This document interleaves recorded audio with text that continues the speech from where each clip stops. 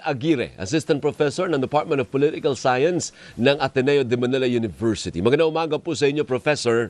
Good morning, sir. Magandang umaga, Sir Alvin and Ma'am Doris.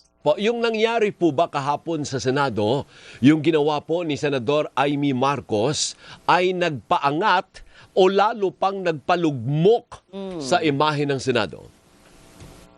Nako, ako isa sa mga nagulat dito sa paandar ni Senator Amy. So sa tingin ko attempt ito ng majority bloc para bigyan ng diin yung kanilang kwento or yung naratibo na binibenta sa kanilang mga supporters. So makita mo kasi dun sa kanyang video presentation na maraming mga claims dito or yung mga mga accusation dun sa kanilang mga katunggali or mga rival dun sa minority na kung saan parang nakakadagdag pa ng ingay o ng inis o friction. So mabuti na lamang at nakita natin dito sa pagpapalitan ng mga naakusahan at saka yun nga yung nag-aakusa na sinasabi talaga nila na hindi ito totoo. Pinabulaanan din nila na yun nga may mga ilang senador din kasi na talagang lumaban dun sa attempt na tsatsya ng mga nakaraang taon. So wag nating kalimutan na this is not the first time that the issue of Chacha has been raised sa Senate.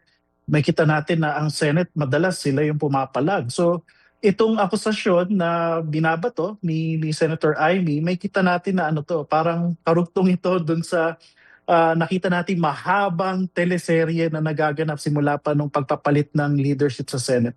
So paano tayo umabot sa ganito kababang level? Professor, may ibababa pa ba tayo? Kaya nga, Nakakalungkot, nakakalungkot. Ba tayo humantong sa ganyan, Prof? Kaya nga.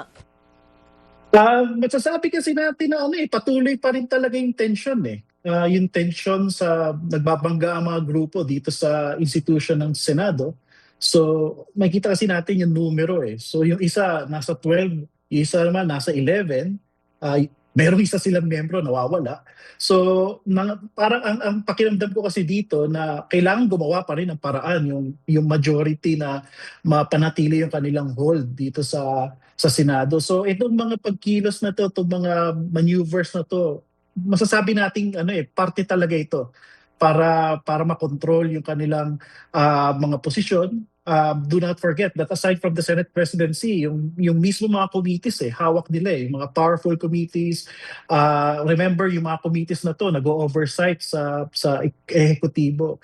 So ito yung mga nakikita ko mga motibo, sabihin natin incentive kung bakit patuloy pa rin itong mga ganitong mga ginagawa ng ibang mga senador. At ang nakakalungkot dito, Sir Alvin at Ma'am Doris, talo po ang taong bayan kasi may kita natin na may naharap pa tayong problema tumataas pa rin ang bilihin.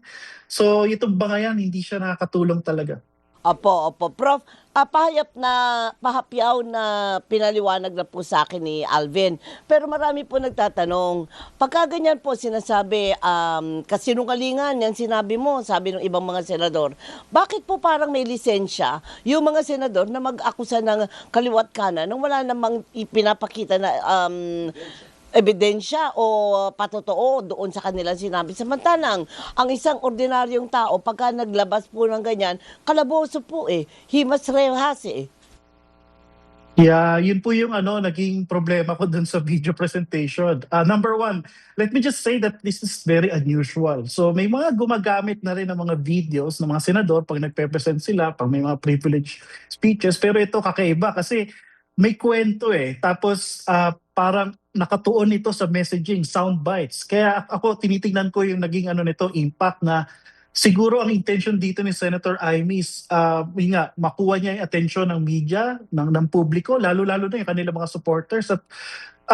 hindi ako magtataka sa mga darating na araw, magagamit ito bilang content ng kanilang mga supporters. So ito yung gusto ko i-highlight dito sa discussion na ito na merong mga senador na nagpi-privilege speech katulad niya si Senator Lacson. Pag nag-privilege speech siya, may mga video rin siya, meron din mga images. Pero tama kayo, Ma'am Doris, gumagamit sila ng ebidensya, mga documents, statements talaga.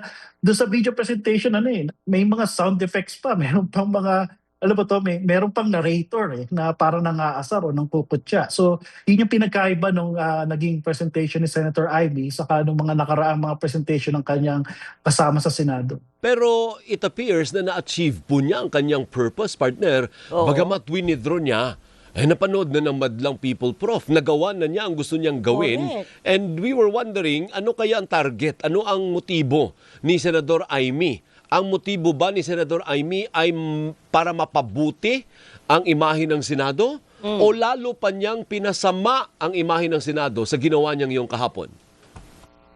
Yun yung magandang i-highlight dito sa conversation. So ano yung purpose niya sa paglabas ng ganitong video presentation? So ako, tama yun. I-highlight natin dito ano ba yung end goal. So again, ang sinasabi ko kanina, may friction pa rin sila, may tension pa rin sila. So yung patuloy na paggiba sa credibility ng mga nasa minority, yun yung parang intention nila eh.